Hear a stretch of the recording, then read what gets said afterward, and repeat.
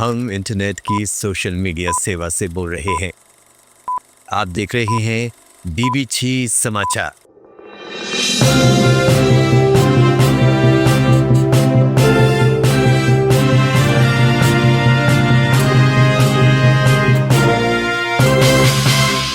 UN की चिंता बढ़ी। भारत में अगर इसी तरीके से तलाक होते रहे तो दुनिया की पॉपुलेशन कौन बढ़ाएगा?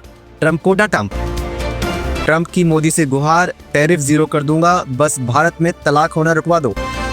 राहुल गांधी का नया नारा वायरल, हर बार मोदी सरकार। तलाक संकट पर मोदी शाह को घेरा।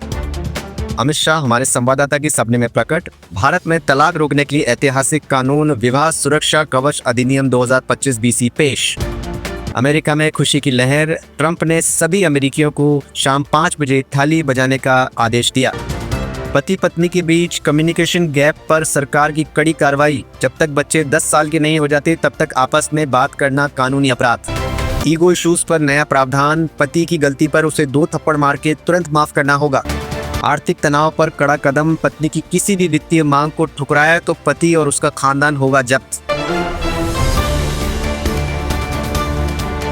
संयुक्त राष्ट्र संघ ने आज अपनी सालाना बैठक में भारत में टूटती हुई शादियों और तलाक पर गहरी चिंता जताई। यूएन के chief secretary Shri Antonio Guterres ने अमेरिका के राष्ट्रपति को डांटते हुए कहा कि अगर भारत में ऐसा ही चलता रहा तो दुनिया की पॉपुलेशन कौन बढ़ाएगा।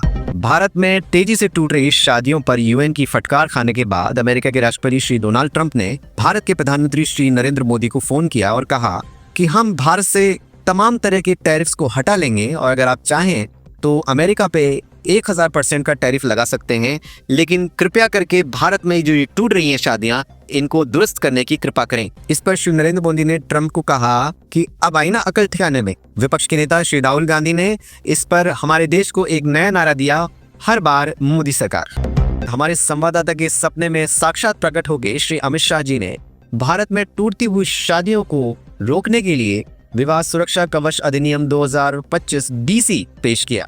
इस कानून के लागू होते ही अब देश में शादियां टूटने की समस्या का 100% निदान हो गया है। यह कानून भारत में पुरानी और नई दोनों शादियों में समान रूप से लागू होगा। इस ऐतिहासिक दिन पर मोदी सरकार को धन्यवाद देने के लिए श्री डोनाल्ड ट्रंप ने आज सभी अमेरिकी वासियों को शाम 5 बजे थाली बजाने के निर्देश दिए हैं।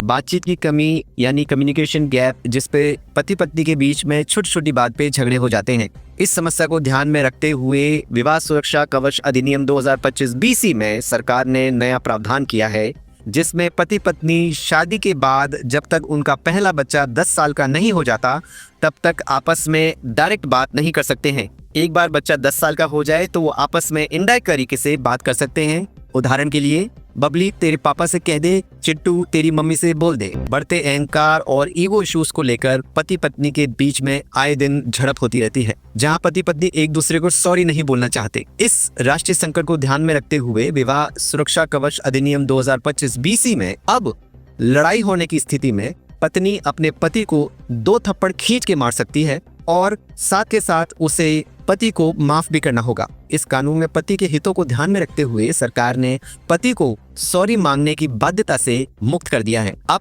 पति को लड़ाई होने की स्थिति में पत्नी के सामने कान पकड़ के तब तक उठक बैठक लगानी होगी जब तक पत्नी का गुस्सा शांत न हो जाए। आर्थिक तनाव या फाइनेंशियल स्ट्रेस, जहां रोज के खर्चे, ईएमआई, किराया, इन सब चीजों को लेकर आपसी तनाव बहुत ज्यादा बढ़ जाता है पति पत्नी के बीच में। इस बात पे सख्त कदम उठाते हुए विवाह सुरक्षा कवच अधिनियम 2025 बीसी में सरकार ने नए प्रावधान किए हैं, जिसमें महिला को आर्थिक रूप से किसी भी तनाव देने पर पुरुष पर प्रतिबंध लगा दिया है।